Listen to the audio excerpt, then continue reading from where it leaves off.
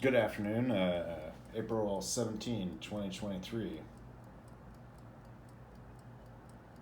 Well, we've been reading from path integrals and quantum processes, and a lot of the value being derived is accompanied the development of the formalisms as what after definitions, after preliminaries, result of the definitions, then see follow derivations that provide, according to our arithmetic and our algebra of these objects and their algebras, and according to their closures, these operators, that given that they're parameters and that these are also as reflecting the differential and the parameters, that there's provided the resulting formalisms that are equations that as are carried along in the development, that these declarations and definitions result what so follows a development, and that then these reflect what we have as a model, and it's a mathematical model, thus that everything detailed is so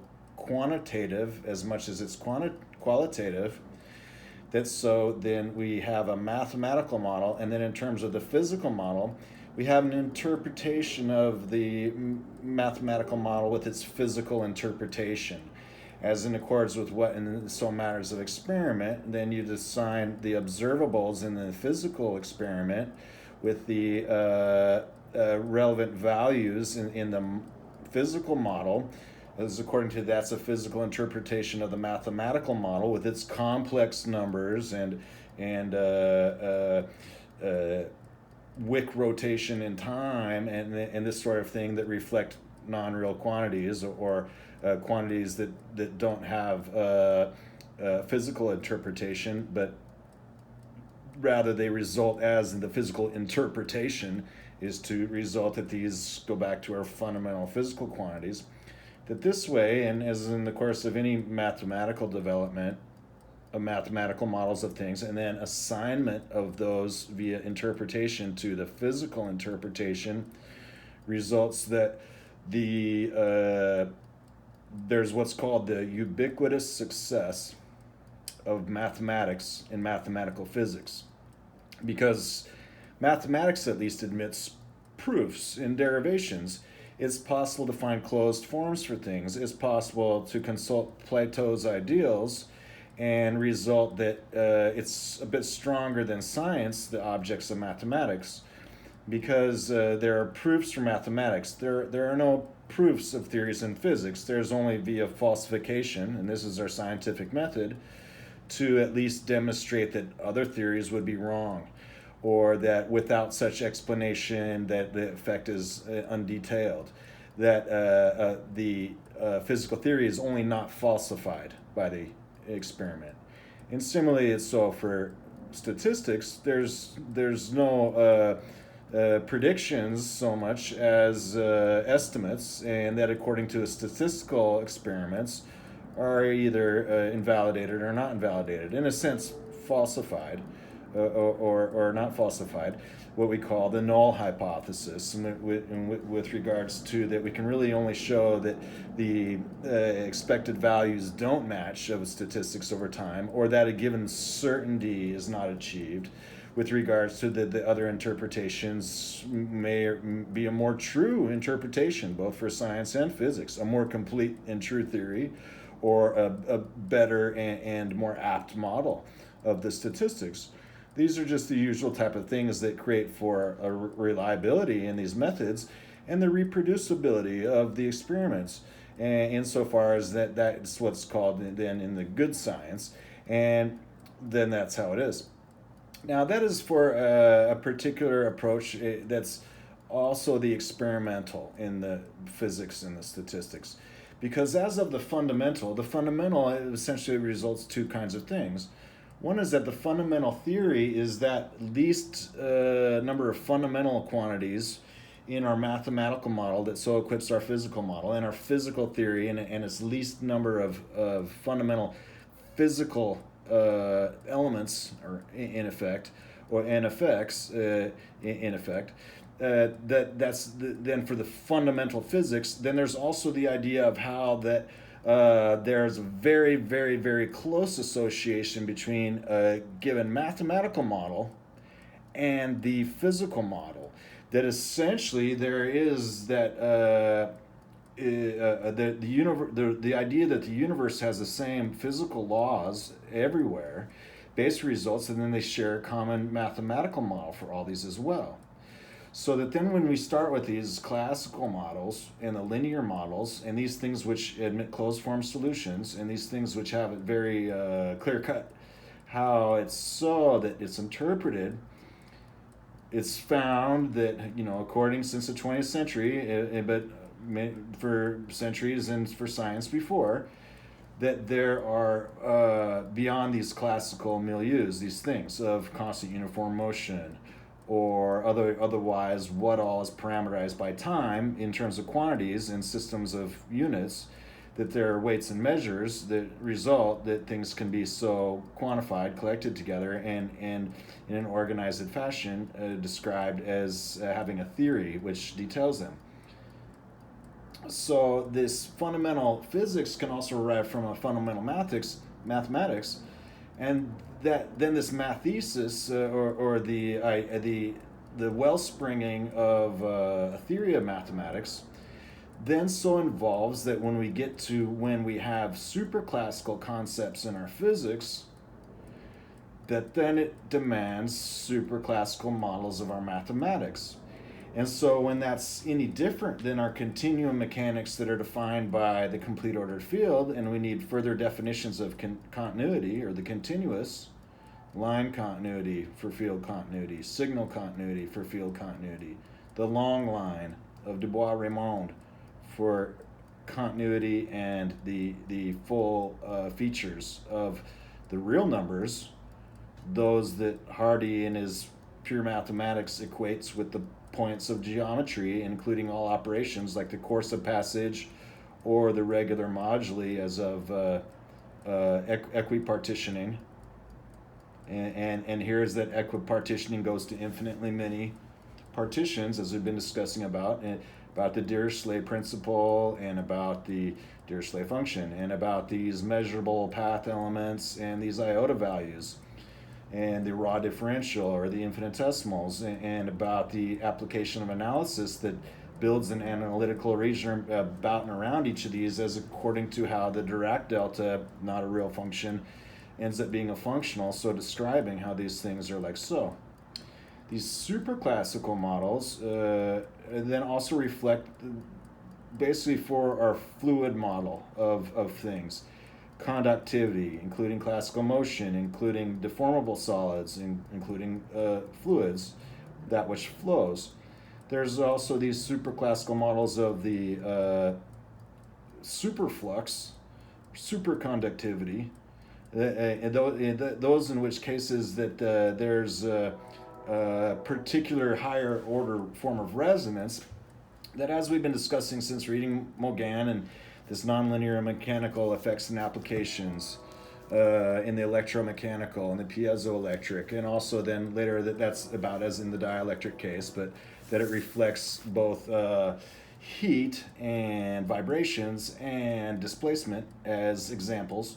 That then there's also, as we've been reading more about these path integrals and quantum processes, that there's the Heisenberg picture and the Schrodinger picture, and similarly as for the gravitational singularities, there's Karen-Kriskales on the outside, and Chandrasekhar, and then Schwarzschild on the inside, and the inverse cube wall versus the linear wall, and these kinds of things.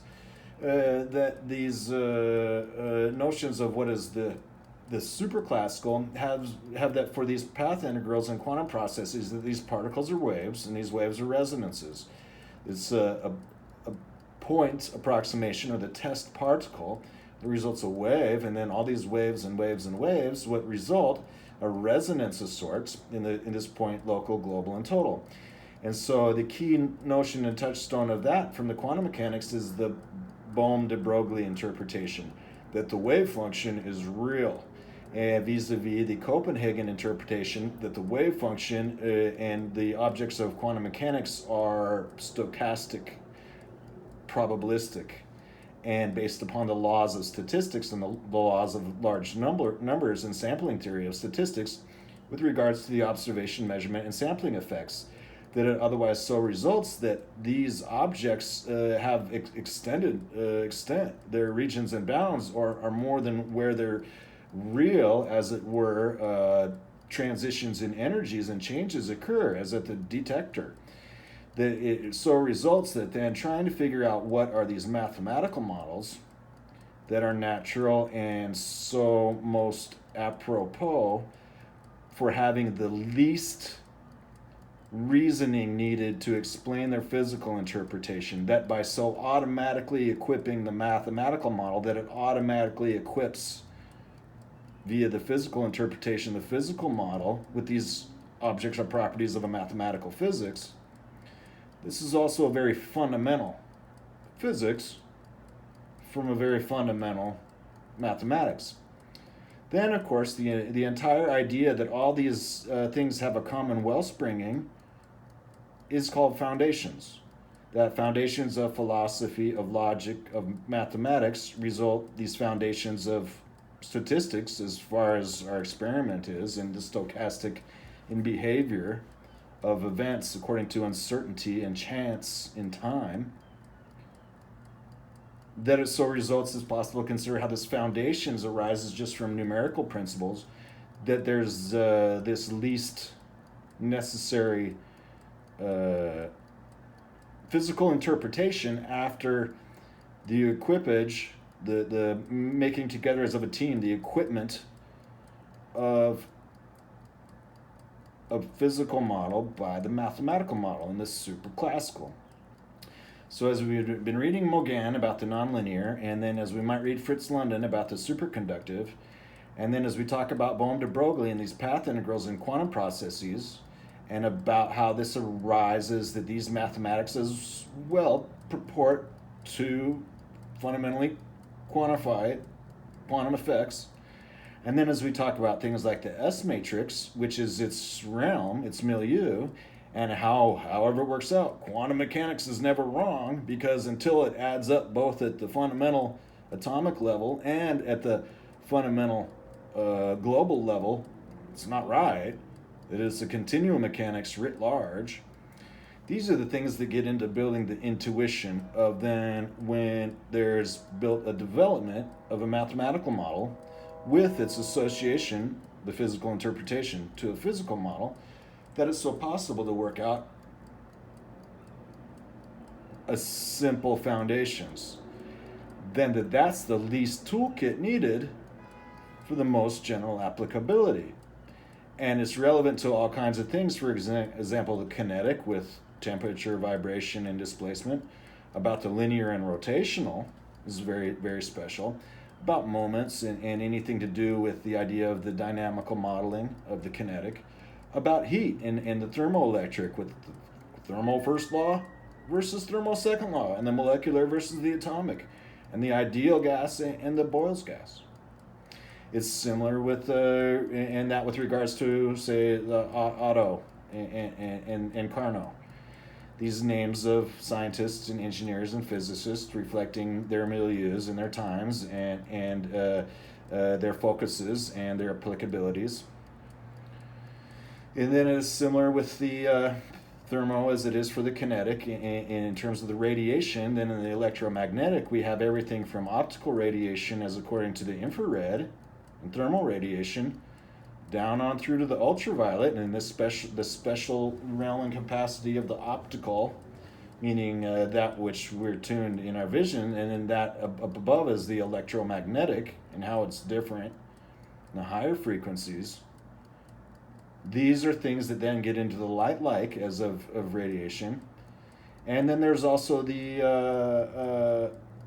electromagnetic and charge, and about how light is fleeting, and that it also has a fluid model, and that water and kinetics are seen as flux and flow, and then they have a fluid model. Here that flux is fleeting and for light, and flow is fluid as for solids, massy bodies and massless bodies. Then there's for the electromagnetic, that it reflects in a configuration in the state of potential, that all these three major legs of the table are all stood up as according to this one superposition of contents in the fields according to their potential. And thus, then, when we talk about all these different means and methods that go into the theory of sum potentials, the theory of omega potentials, that it results as to how then we could talk about something like a fall gravity unifying from asymptotic freedom of the strong nuclear force on out to the electroweak or the weak force and out on through that being to temperature and vibration and displacement and deformation. And similarly, as for that being the charge as a force carrier in a counter model, either one of those could really be fundamental. The energy of the in the electrical or energy in the kinetic, those being two forms of potential. That then when we talk about the ideas that according to theories that there's what rises falls, what goes up must come down, that these notions of dissipation and attenuation and restitution resulting oscillation towards rest, or oscillation affecting restitution towards hysteresis, or attenuation towards dissipation going to the outgoing or outflows, or dissipation and attenuation resulting in equilibrium or reaching a level, that these sorts notions and concerns help to advise how then these altogether singular theories result a theory that, as far as quantum mechanics is verified to some 20 some plus orders of magnitude, is a field theory and is a gauge theory. Then with regards to how gravity fits in the middle of relativity and quantum mechanics, a theory. So that's a little bit more of the context, and it kind of results abstractly that that's a very direct introduction to that anybody has, at least all that, as a context. That's the easy part. Then the challenge is to figure out how these least fundamental quantities and least number of fundamental constants, but not necessarily too simple, because then what's so co-defined might get overlooked, that after the fundamental separation of these things into these various quantities, it results a very sensible and spare and Spartan even, and then fungible and fair as to what then results for the tractable, that the tractable can be any domain or regime or any particular application or any particular contrivance or device or apparatus. Tractable for the applied. From the pure, that which is only theory, that which is only energy, or that is only in one quantity or relation in entire theory, that which is applied, which is engineering's, and also which is the experimental physicists, and also which is anybody's who makes judgments according to their beliefs and their expectations and their estimations. So that's pretty usual. And so into where we left off about the free particle in a motion with a source. It's got a source of force, and also it's got a field of potential that hasn't been yet put in. And that we left off before this exercise 3.4, and we were talking about the Heisenberg picture operator QT. I'd call that the Hamiltonian, but it's the Heisenberg's Hamiltonian, the operator. From exercise 3.4, it should be apparent that expectation values of QT for the free sourceless theory discussed in the previous section, and here the theory can be as small as from one derivation to the next, and the resulting equipage or lack thereof of the mathematical model with the physical interpretation so results can be obtained by simply evaluating the functional derivatives at jt equals 0. So this was kind of read over, and it's about the Wick rotations, theta t minus t prime, and about tau, And that had already been added into these formulas, which resulted in the functional about the transition amplitude z over the displacement AB, given that there's a constant zero amplitude force. Therefore, the nth order functional derivative yields the time-ordered product of n factors of qt. Exercise 3.5 says, show that negative Planck squared of delta squared ZABJ, delta J T1, delta J T2 equals this bracket QB comma TB given T of quantity QT1, QT2 given QATA. So that's a reverse of the QATA usually provided in the previous one. And it's got this T, and he says where T stands for the time ordering operator defined by 2.20. That is just briefly consulting 2.20 that the time ordering operator was TA T1 B2 equals theta T1 minus T2 AT1 BT2 plus theta T2 minus B1 BT2 AT1, or as a reflective x squared minus 1 sort of thing, that using the step function, the time ordered product of two time dependent operators can be written as this concatenation of sorts of their times, the product of these operators, and the generalized of that to the time ordered product of many operators is obvious, that it's just so built up that it's an addition formula for those in terms of this theta being about the tau, that the time ordering is about tau, and theta tau is 1 if tau greater than 0 and 0 if tau less than 0, establishing an indicator of sign. We'd usually write that as the sine function, except the sine function is usually 1 for positive and -1 for negative, and undefined for 0, or defined for 0 usually is 0, as from the left or from the right. But that it's an addition formula in terms of the displacements. Now these keeping in mind that A and B are the endpoints, but all the times subscripted with an integer are infinitely many of them. These infinitesimal, infinitesimal constant, uniform, strictly increasing infinitesimals in value that comprise an infinitude thus that each has a real value between 0 and 1 is mapped to AB linearly as by a constant with perhaps a displacement. That's what T stands for in this exercise.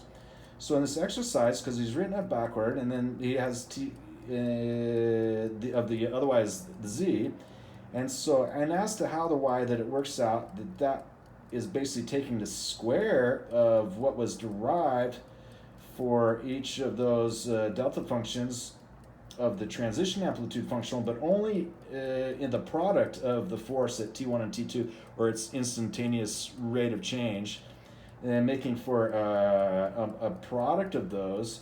And it's funny, it's kind of like, again, this x squared minus 1 thing, but it's kind of like x squared minus y squared, and whether or not x goes to 0 to 1 and y goes to 0 to 1, and what happens when it's so that JT1, JT2 is any different than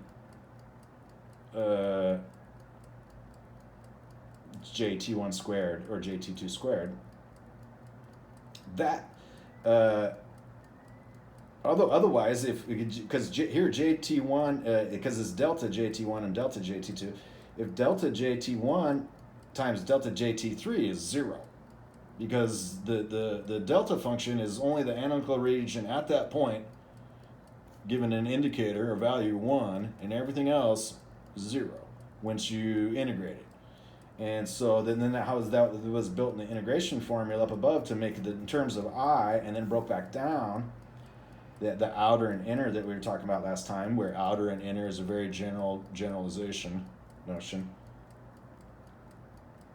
And that otherwise just the sign is reversed because the brackets terms are backwards, and that then replacing the Heisenberg operator in the middle with this product in this time series ordering of the Heisenberg operators of the reverse order, as it were, of that the QB is the beginning of this time determined term and QA is the end instead of vice versa. Oh, my mistake. That's the way it is already. That then it would so result that it's the particulars of that time ordering terms that results Y. This functional it times 2, and then as with regards to how the Planck's term is carried out as this, it's also in the square of Planck's constant, is about this nilpotent and nilvalent and nil square, or the whether a vanishing region has analytical character as it vanishes, or it's empty and it has 0 as it vanishes. And oftentimes the rule of that is about the measurability and non-measurable of sets, and it's built about the countability and uncountability of sets would establish their measurable analytical character or lack thereof being 0, or the third case that is non-measurable. That here is as well, is framed in terms of these asymptotics, and this is a lot more the physics application sort of things, because trying to take this back to the mathematical models that's so equipping it would readily find various ways to balk. The balk is basically the idea of coming to a halt when one should follow through. A balk is basically an impasse, as we've been discussed, the inductive impasse. It would so follow from carrying out usual definitions of the real numbers by the standard that these infinitesimal line elements are incognate, unsensible, thus not fungible or tractable. And so there's it's built according to the theory of the limits that a thing like that exists, and it's carefully held up, and it's defined as bias ratios, and it's not that much more different than our standard analysis to arrive at a non-standard analysis from the physicist's point of view. They do so daily, and these are the numbers that compute the things. These are the formulas already in effect, and they're proven out to 20 or 30 orders of magnitude veracity, or rather they don't falsify when they result in the model. And so that's the kind of thing that is pretty compelling when you look at foundations and mathematical foundations about the continuity, that the definitions of continuity is this line reals, these field reals, and these signal reals. Where today the standard only offers the field reals as fundamental. And so how to approach and address that is a particular study of its own that I'm just talking about to inflate my own estimation of things. But that it's a critical issue in the foundations, and one with great interest that many find compelling. And so for exercise 3.5, I just basically would build enough about these notions of the character of the analysis that from the outer and inner that it's carried back in, that in terms of I, the integral of J, and how this is framed in terms of J and as a constant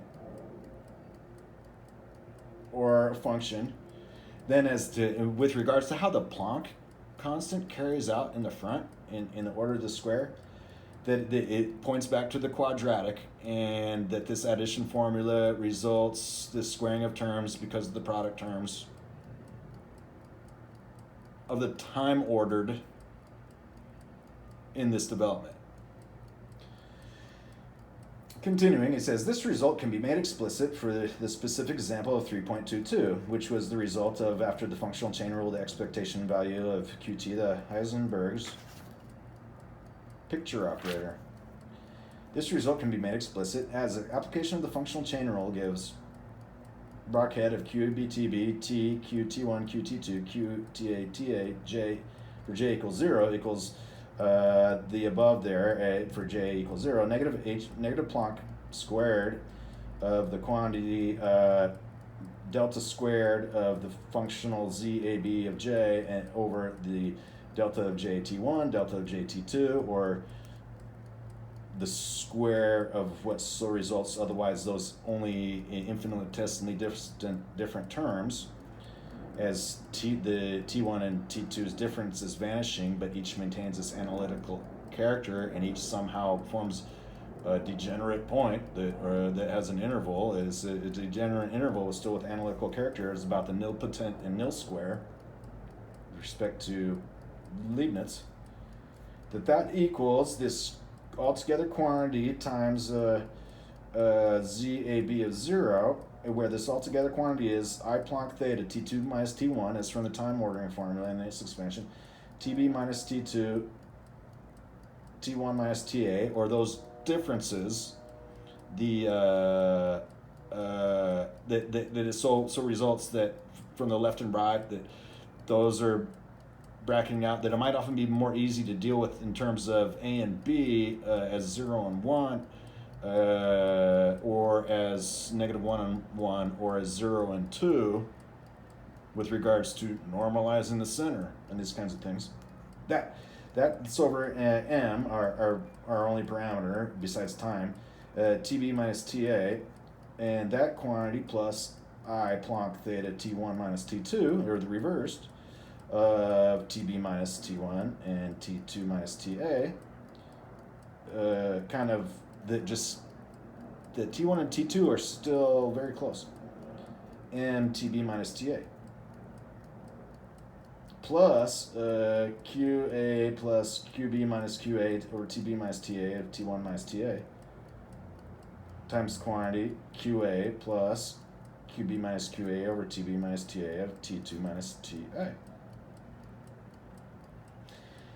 As a result, higher order functional derivatives generate higher order time ordered products.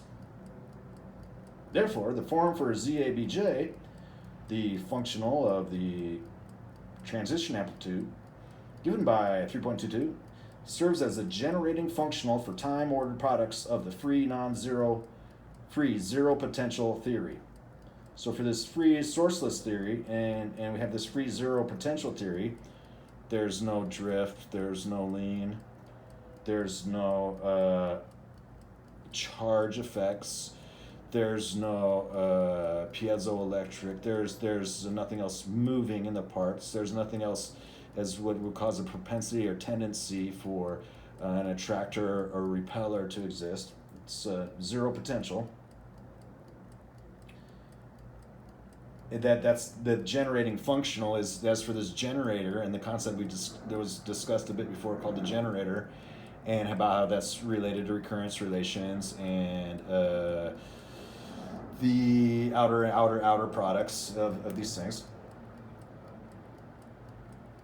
That's what is so here is so defined. That the form for 3.22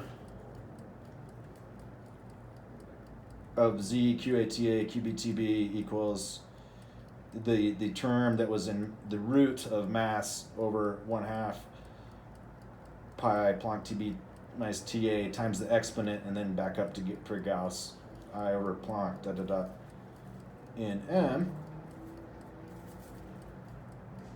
as accords with the derivatives, the integral of the derivatives of in time of the integral of the force term and its square for root mean square. That's 3.22. Examination of 3.28 shows that the time ordered product of two powers of QT has broken into two pieces, one proportional to Planck, the other with Planck absent. The piece with no reference to Planck is simply the product of the expectation values of QT1, QT2, while the piece proportional to Planck is unique to the time ordered product.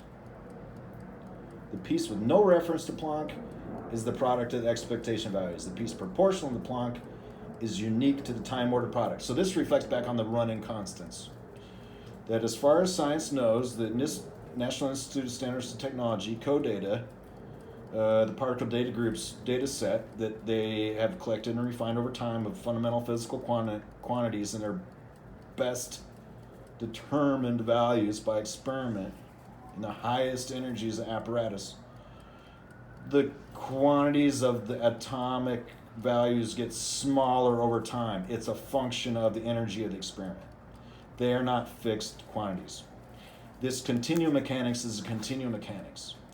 The technicolor theory of the color force of quarks, of subatomic particles, is that they have subatomic particles, and they have subatomic particles ad infinitum, infinitesimals. The farther they look out at the universe, the bigger it appears to be. Not just more accurately to the day its birthday, the older it gets. The smaller, the more precisely the particles are examined, the smaller they appear to be. Thus, that the running constants reflect ratios, that Planck is about the trans-Planckian regime, and that the Planck, with the, here it's always Planck bar, or Planck over 2 pi, as it were, that reflects a certain particular thing with respect to the dimensionless angular of the radian, that reflects the differences between the square and the circular and the vanishing, that these are all about what happens when mathematics is equipped with real mathematical infinitesimals and infinities, and as so regards that these are put in piece by piece, these estimations and these definitions and axioms, because they'd contradict other parts of the model if left alone and worked on out together, but that they don't. That these this helps explain why that these two terms, that the one is just the product and it's nilpotent of them together, and the other one is nil square or so. That those are rather underdefined terms, but they're about the analytical regions and whether they are non-zero.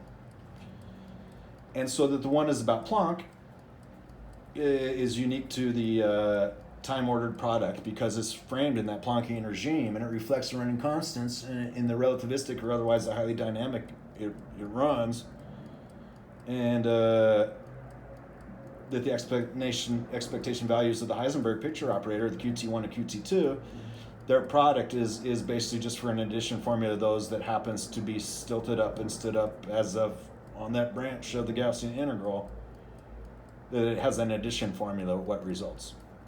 And then the average of those results the instantaneous of those.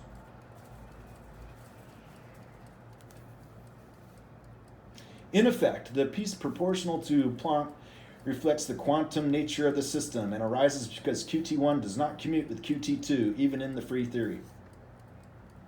So axiomatized. Because the piece proportional to Planck arises due to quantum effects, it will be referred to as the connected piece of the time-order product. Connected and corrected. The significance of this name will be made clearer when graphical representation of perturbation series for quantum field theory is developed in Chapter 8. Here for quantum field theory, we're kind of leaning on this differential topology as with regards to the pseudo-differential, which has to result in deconstruction of the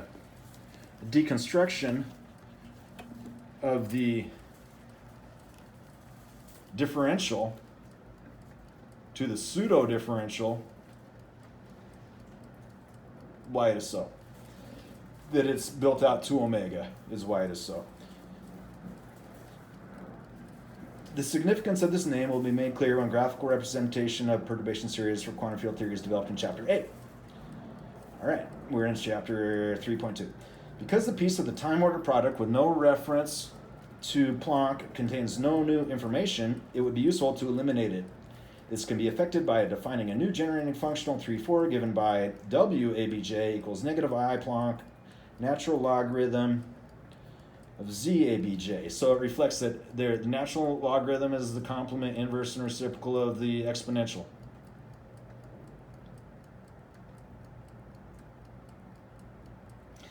And multiplying by that with negative I Planck is as what would result that would result canceling out those terms, in effect, that live in the transition amplitudes functional, ZABJ, the zero potential case with classical action and pretty much classical action.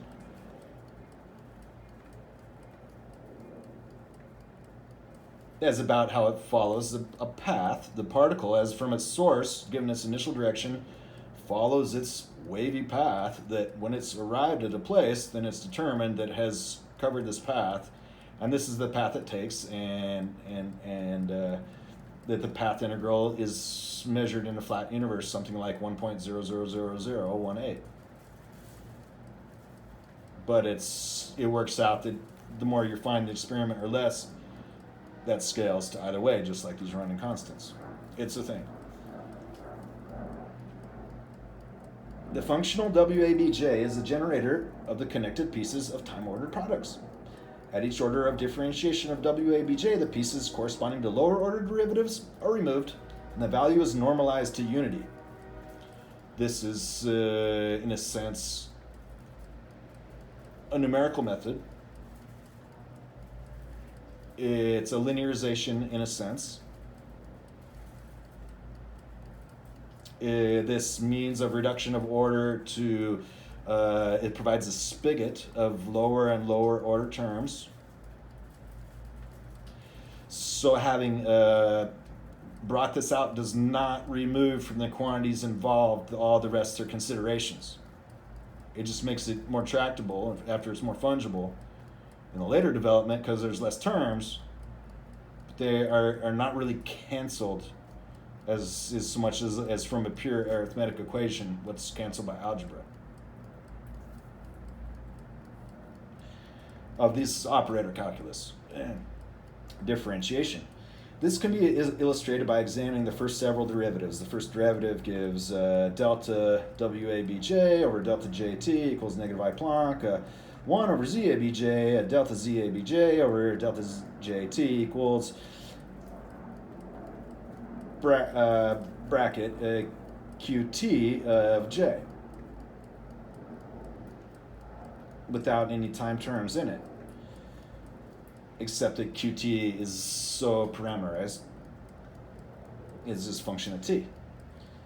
By comparing this result with 3.26, it is apparent that bracket QT sub J, or that the functional, after taking to the time ordering operator's terms, is like so. By comparing this result to 3.26, it is apparent that QT bracket QT sub J is the normalized expectation value of QT. Normalized meaning make the units natural, and so they range to 1, or that 1 is the value, and now you can treat it like the multiplicative identity and ignore it. I.e., the factor corresponding to the propagator ZABJ has been divided out.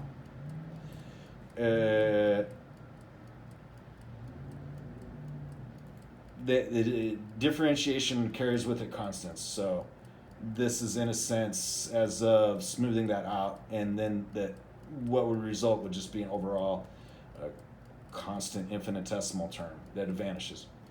Continuing on, the second derivative gives negative I Planck of delta squared WABJ over delta JT1 delta JT2 equals negative Planck squared 1 over ZABJ of delta squared ZABJ over delta JT1 delta JT2 plus Planck squared 1 over ZABJ quantity squared times delta ZABJ over delta JT1 and delta ZABJ over delta JT2. Though as to why he didn't just write those as a delta squared gets into the difference between delta squared and the product of two deltas. And with regards to the analytical character of delta, and delta is not a real function, and delta is an infinite spike at the origin with measured integrals 1, that its square and its products of successive terms are as about whether that is 0 or 1. Nil put in or nil square. However, comparison with 3.30 shows that the second term on the right-hand side of 3.31 is Planck squared 1 over ZABJ quantity squared delta ZABJ over delta JT1 delta ZABJ over delta JT2 equals negative bracket of QT1 sub J and times bracket of QT2 sub J. However, comparison to 2 shows that. So that expression 3.31 becomes negative I plot delta squared WABJ over delta JT1 delta JT2 equals bracket of the time ordered terms T QT1 QT2 J minus QT1J QT2J. So this seems to do with all that wick rotation business and these time ordered terms and about getting that back into time and how it so follows that they're uniform and constant, strictly increasing monotone. These things. Comparing 3.33 with 3.28 shows that only the connected piece of the time-ordered product remains.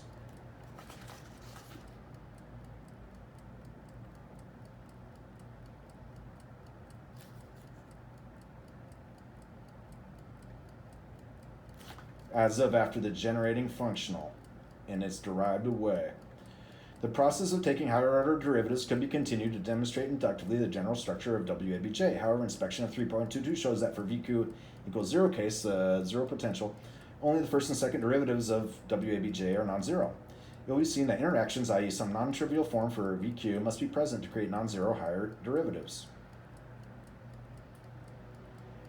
This is where the higher order terms do not have zero higher order derivatives.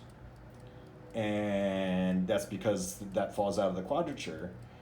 But the idea is that these nonlinear terms basically are non-local terms in terms of that they're also yet restitutive and as that they're distributive, that they're equilibrative. That this is kind of the thing, where potential lives all the way at the end of the universe, all around us, the entire infinitely distant, infinitely dense shell of the absent border and boundary of the universe is where potential lives. Besides that, in any local system of rotation, potential lives. And it's about the angular and mass energy equivalence in angular rotation vis-a-vis space contraction and linear motion in the constant uniform in time and the Galilean action.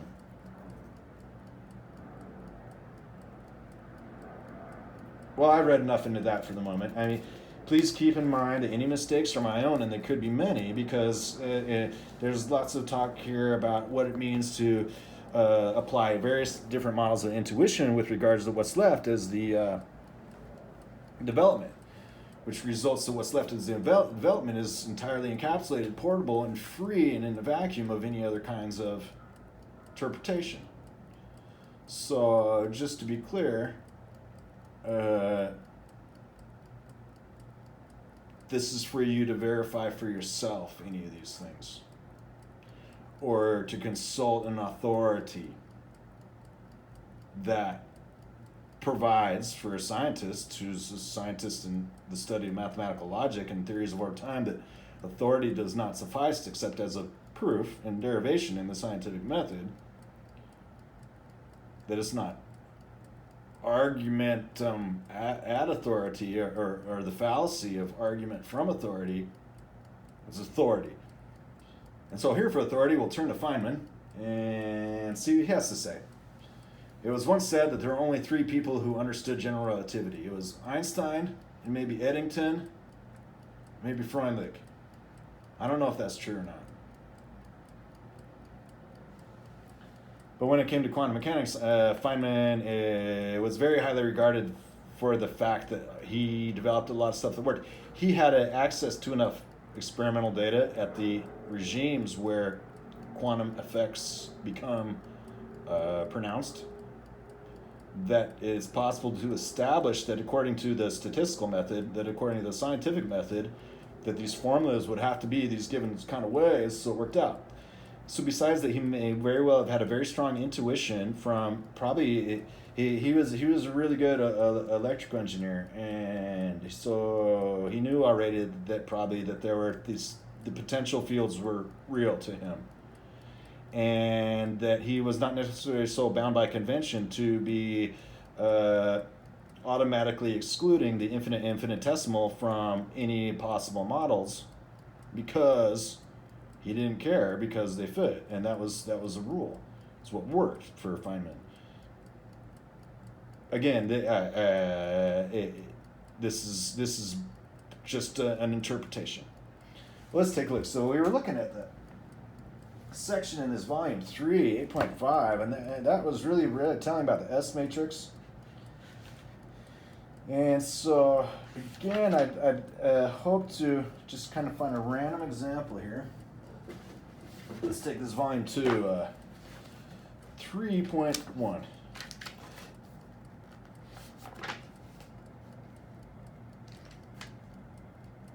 I haven't read these yet, so... Oh, 4.3 is electric potential. So let's see what 3.1 is.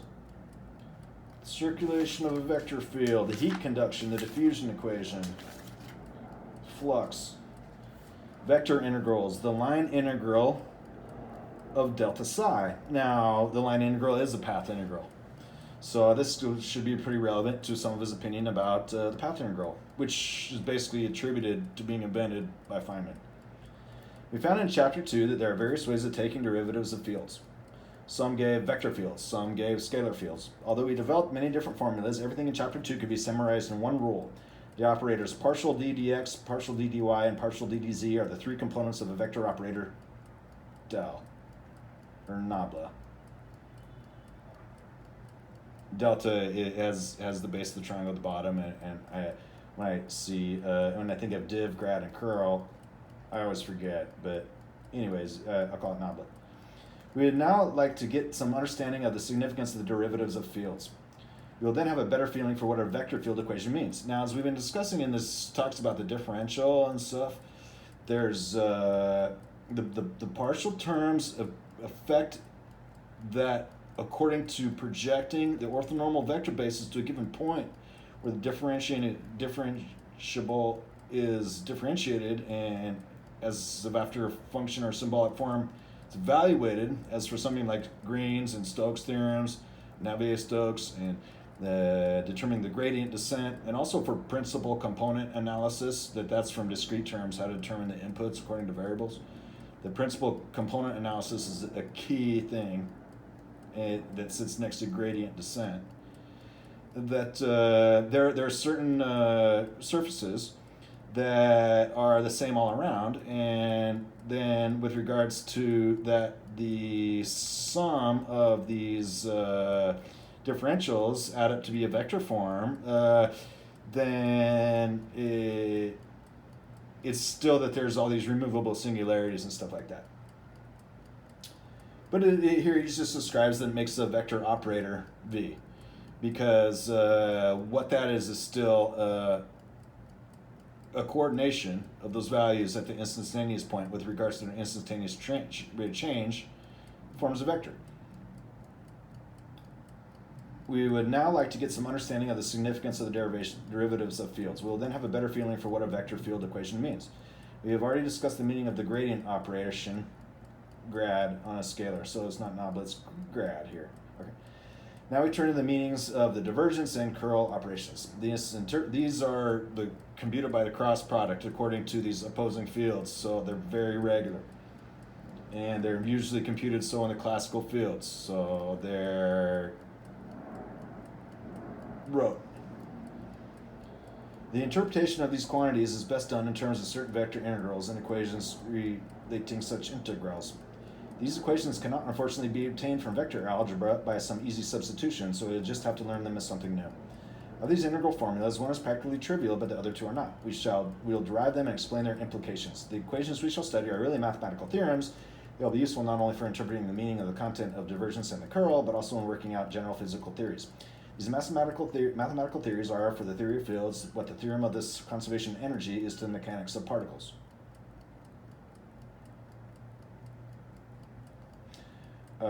Conservation of energy generally implies that it's restitutive fully, and that the invariant occurs as about symmetries by Noether's theorem, that these integral forms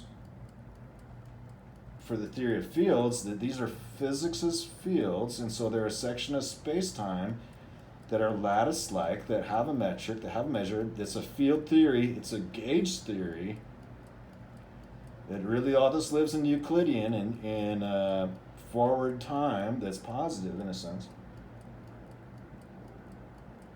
But that when we get into higher order theories, sometimes establish they establish for the mathematical models a unnecessarily contrived or explanatory physical interpretation to make the physical model, which is real. That thusly, then we get into the high orders of dimensions, like 3 for space, 1 for time, and how about 1 for Kaluza-Klein? And then that's how we can arrive at 1 more for a sliding scale. And then we'll say, oh, for string theory, what we'll give each of these dimensions, directions, x, y, and z, we'll give them each 3 dimensions. So that's 10 dimensions if you have 3 dimensions in this space for each one of these rays and dimensions in Euclidean space, and 1 more for time. Oh, and then, again, one for Kaluza-Klein above that, and maybe another one for a sliding scale. 12 dimensions. And as we get into the superstrings, for example, and how then that just so models, well, we just model all the linear and nonlinear rotational content that would be as of infinitesimals and infinities in these rotating vectors. This explosion of vectors in the field of physics is just for graphical perspective and explanatory purposes. It's just providing more of space for bookkeeping. Then in the hologram, 1D continuum that has 3 dimensions rolled up into 1 for infinity and infinitesimals, defining all the rotational as accords to a spiral space filling curve continuum, and then just an array of time out of the rest of that. That's time goes back forever and space goes on forever, and it goes forward in time. The circle of time here, that's way above these fields Feynman's talking about, which is, for example, across a surface, a planar field, a stack of different vector fields that add up, thus that their field occupation numbers are constantly, continuously, and always instantaneously summed as they go along by the propagation these waves of particles in the field, the sum of those fields. That's tractable. So of these integral formulas, one is practically trivial, but the other 2 are not. We will derive them and explain their implications. The equations we shall study are really mathematical theorems. They will be useful. These mathematical theorems are for the theory of fields what are the theorems of the conservation of energy is to the mechanics of particles. They provide continuity laws. General theorems like these are important for a deeper understanding of physics. You will find, though, that they are not very useful for solving problems, except in the simplest cases. It is delightful, however, that in the beginning of our subject there will be many simple problems which can be solved with the 3 integral formulas we're going to treat. We will see, however, as the problems get harder that we can no longer use these simple methods. We take up first an integral formula involving the gradient. The relation contains a very simple idea. Since the gradient represents the rate of change of a field quantity, if we integrate that rate of change, we should get the total change. Suppose we have the scalar field psi xyz. At any 2 points, 1 and 2, the function psi will have the values psi 1 and psi 2 respectively. We use convenient notation, which 2 represents the point x2, y2, z2, and psi 2 means the same thing as psi x2, y2, z2. And if gamma is any curve joining 1 and 2, as in figure 3.1, the following relation is true.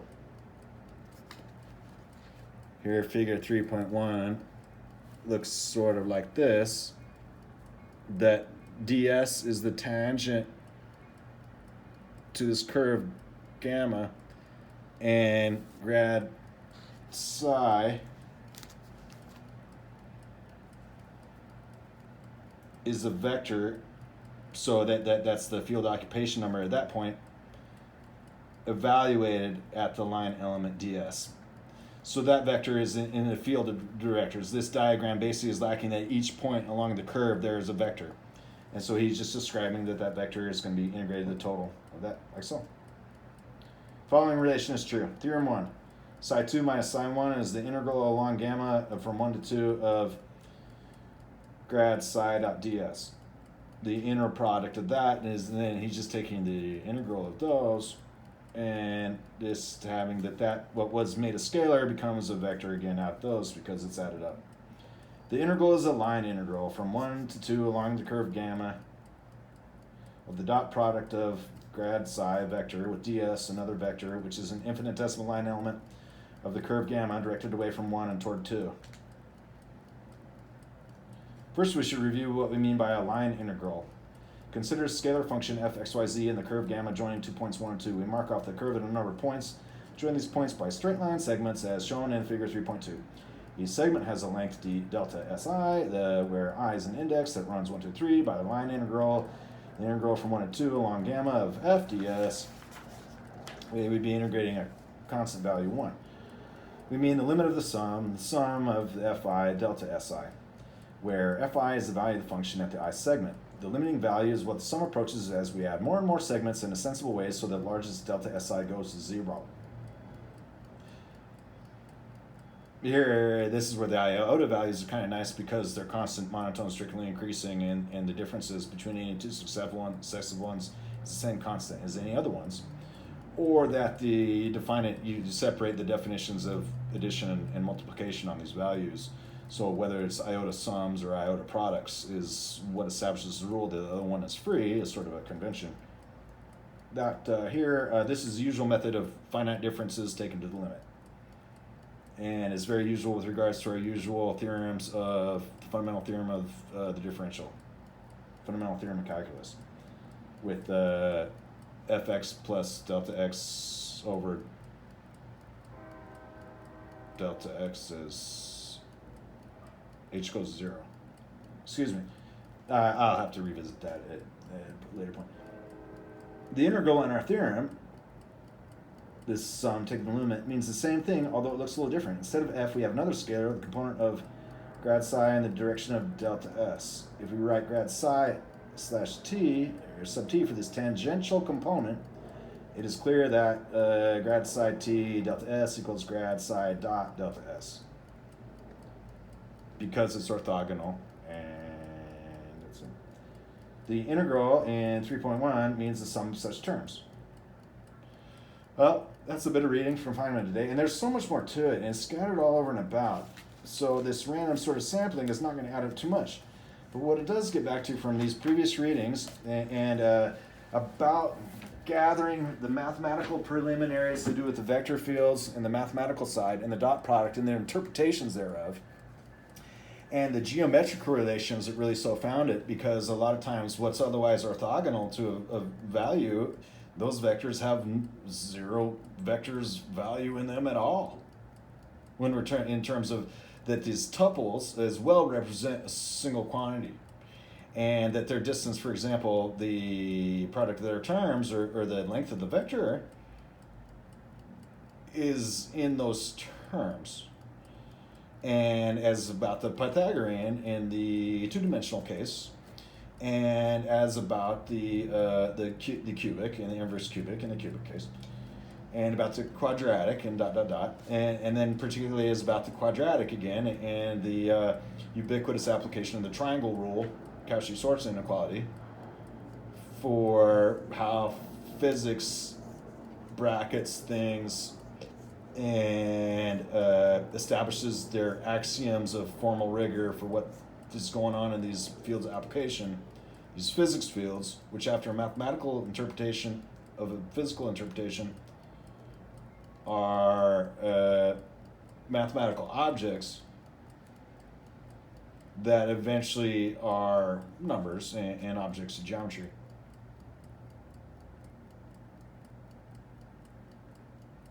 Well, the hour is carried past pretty well. Seems in accords about. We read a little bit about how Feynman will define the line integral, and so at some later point, maybe from reading some other section of Feynman's lectures, we'll arrive at something that would be about the path integral. That the path integral is about solving the Schrodinger wave equation and about what it means when we only have a probabilistic interpretation and probabilistic methods, and then what that would be when you look to write that in terms of these superclassical or extra classical. It's not non-classical, it includes the classical, it's more super classical, it's above the classical, inclusive, and how that involves the composite and the deconstructed, or these functionals and the generating what results then for these low terms up to some finite number of terms, or these low terms up through all the infinitely many orders of the terms, these things. How, thusly, the fundamentals of the mathematical theory are some of these things that mathematics owes physics these. That physics is making do, as it will, here into these terms, without necessarily what would otherwise just provided out of the book is like, this is the mathematical objects of these infinitesimals about measure theory, and like so. Line reals for these field reals, and signal reals for these field reals. And so the making for that mathematics' foundations can support that, being fully rigorous, sound, complete, and when non-contradictory in its terms, is quite an involved thing.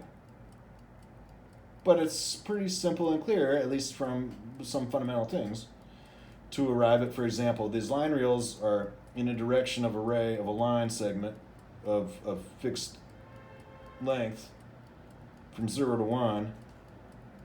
There's that infinitude's many infinitesimals of them, and they're constant monotone, meaning they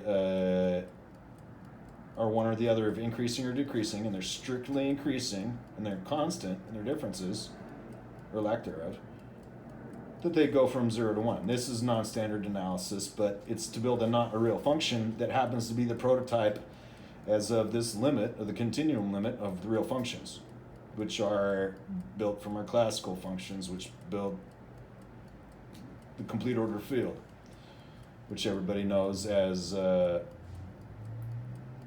fractions, and the closure of the objects of arithmetic to arithmetic, pairwise, if not over their infinite union, their infinite closure, but pairwise. That for this operator calculus, that they're simple and so on, well defined, and algebra is perfect, of course, and arithmetic is perfect with up after this construction and these axioms. That then the goal from the foundation is derived from the least number of axioms, thus the least number of fundamental quantities and relations, the most descriptive power and explanatory power for the rest.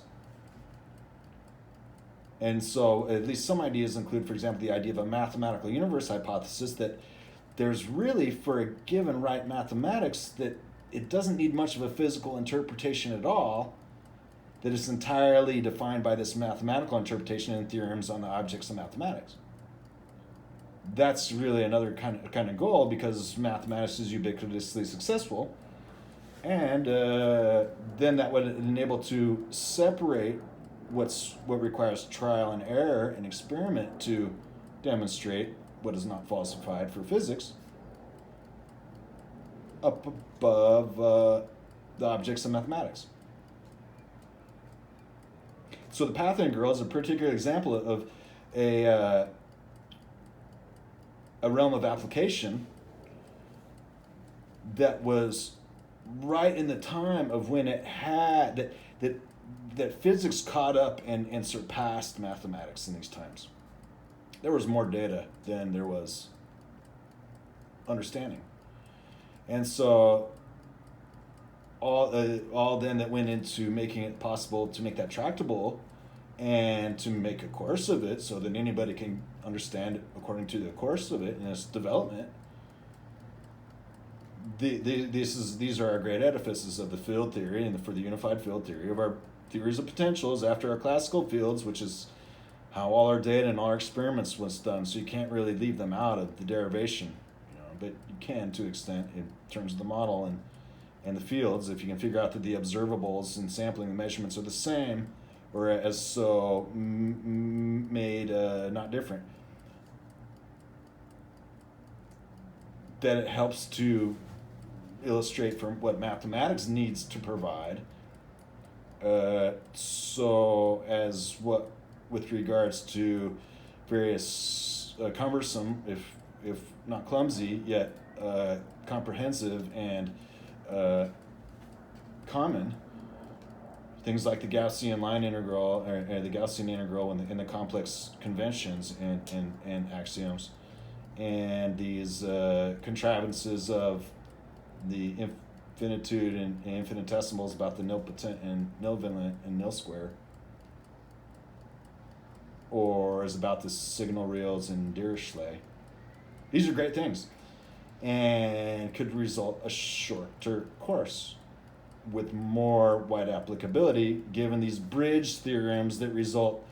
Yes, this is how it can be plugged back into a classical equation and explain that now you can just apply inverse square, Newton. Now I can just apply inverse cube, like so. And as for the changes and transformations of regimes, about what happens, just like when an angle makes a bend, about how the transitions in these, according to these continuity laws, affect phase changes, affect all these higher order terms that must result a singularity. For singularity theory and invariant theory, that it's a continuum mechanics. Because quantum mechanics is never wrong. It's a continuum mechanics. Well, all right then. Hey, have a great day.